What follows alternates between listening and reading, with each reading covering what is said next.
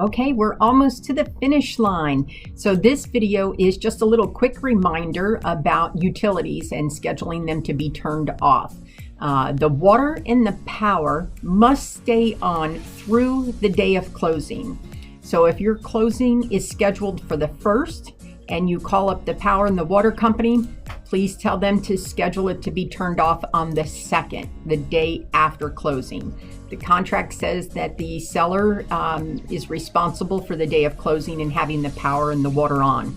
And because we cannot tell the utility company to turn it off at 1 o'clock or 2 o'clock or 10 a.m., we can only give them a day. So give them the day after the closing, and that's only for the power and the water. Everything else you can turn off whenever you want to.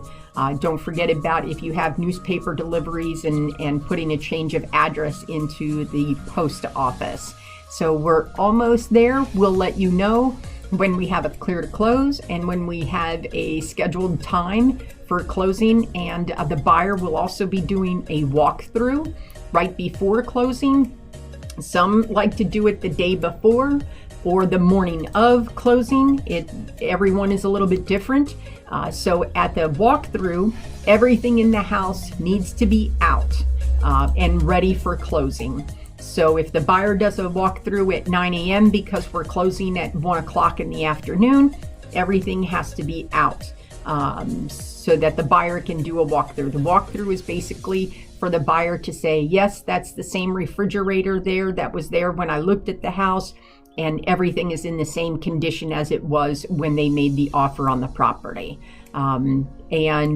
Okay, so I think that covers everything on a walkthrough, and remembering to turn off your utilities.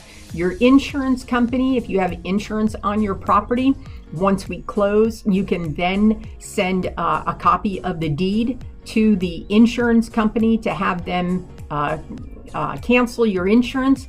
And if there's any remainder left, meaning if you bought your home insurance is from January to December and we're closing in March, well, then you let the insurance company know that we're closing in March. You have to show them a deed or something formal that says that you don't own the house anymore, and then they will return to you the premium for March to December, so you can get your money back for the time that you didn't use that insurance. Okay?